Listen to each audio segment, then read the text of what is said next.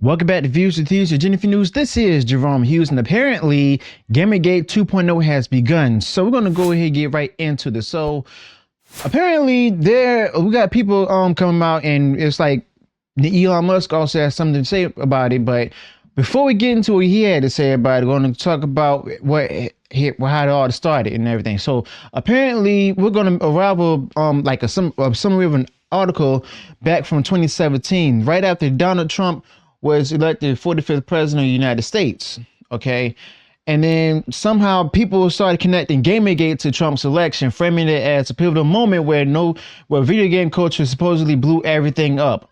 Now, fast forward to today, we've seen an absolute powder keg with the Sweet Baby Inc. controversy exploding to the scene, and with none other than Elon Musk now throwing his weight behind the discussion. Now, his signal boost alone is enough to tell you that this story is far from over. In fact, it's about to skyrocket to new heights. Now, James Lindsay's tweet about Gamergate 2 being underway caught Elon Musk's attention, and with that, a massive spotlight has been turned on. Now, we've also got voices like Mark Kern, a former game executive and developer at Blizzard, weighing in with there's some hard truths during this chat with the Quartering and even Cat Brutus.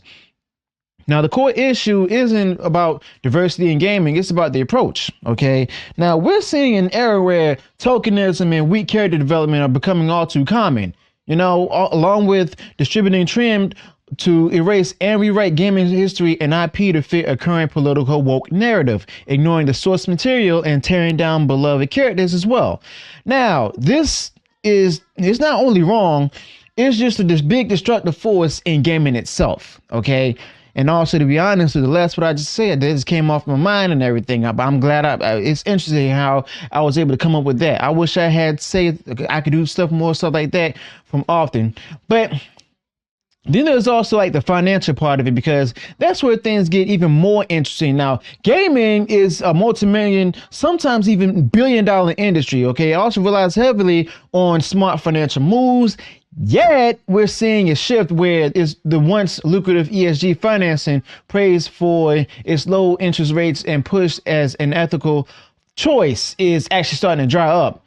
So in other words, the government that's funding the different companies out there based on ESG scores and all of that, yeah, the funds for them are drying up. Like I said before, the money's running out. All right. And now these ESG companies, as well as government, going to have to figure out what to do and everything. But the fans have already spoken. Take woke out of the content. Gaming, movies, shows, comics, etc. Okay. But the Wall Street's actually lowering interest in ESG funds due to poor returns is a telltale sign. I've also mentioned that as well. Now, this woke machine that's been driving the narrative and funding the AAA gaming is hitting a financial roadblock. Okay, they're running out of money and is deeply entrenched in the system. Now, this might just be a catalyst for what some are actually calling the rise of AA or even S-tier gaming, which means games that return to the roots of what made this particular thing great without the heavy hand of political agendas, which are wokeisms steering the ship.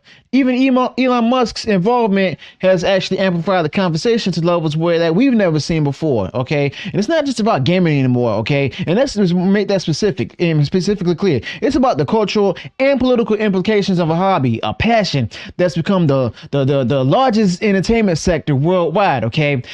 Now, gaming's influence is actually undeniable. You see it everywhere, for men, women, even children. Okay. Yet we've seen it being underestimated and misunderstood by the mainstream for far too long.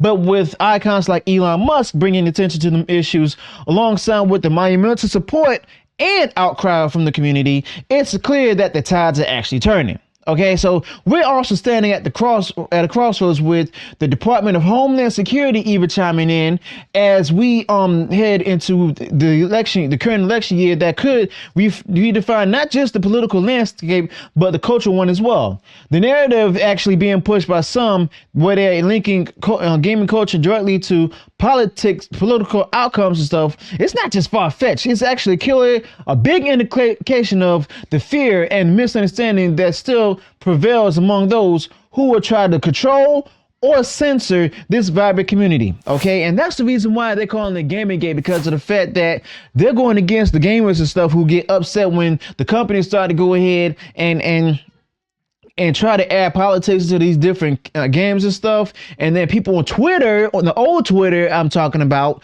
are actually going in there complaining, calling them gatekeepers and all of that, you know. But the fact of the matter is, the tide is turning, okay? And, you know, and now we see that those who were the silent minority are becoming the vocal majority. Okay, and let's not forget about the revelations about Sweet Baby Inc., you know, and their approach to diversity, or forced diversity in this case, in gaming. It's one thing to try to champion inclusivity, trying to make it natural and all of that, and diversity and stuff, and safe work environments, but it's entirely another to boast about excluding an entire demographic based on race. In other words, excluding and also insulting white people. Okay, blaming them for how the game's turning out to be as bad as they think it is, but in reality, it's actually entertaining. And also, last I checked, the majority of people at Sweet Baby Inc. are majority white. Interesting. But the hypocrisy much? But, and also, this is not progress, it's regressive, okay? And it goes against the very principles of fairness and equality that we all stand for, okay?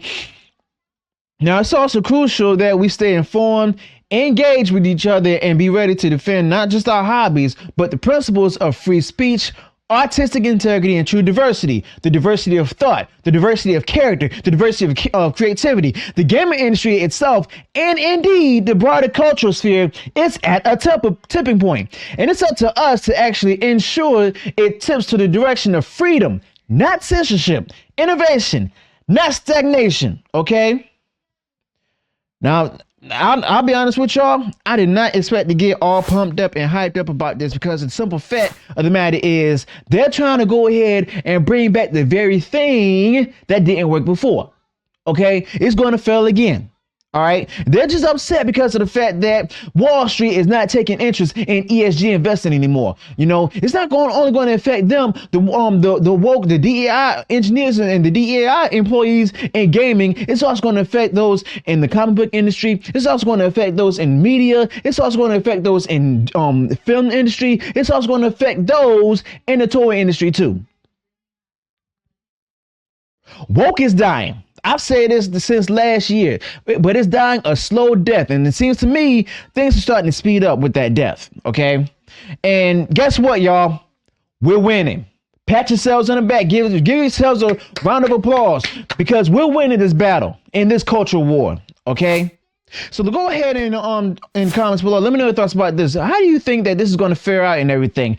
How do you think how crazy is it going to get? And when would you expect victory to come? Okay, let me know your thoughts about this in the comments below. Also, be sure to include any additional thoughts that I didn't cover on this topic. If you enjoyed what I shared in this video, go ahead, smash the like button, share far wide across social media. And if you haven't done so already, you enjoyed all the content I put out there, go ahead, subscribe to the channel, click the bell notification, so that way you'll be notified of future uploads and updates. Until then, peace.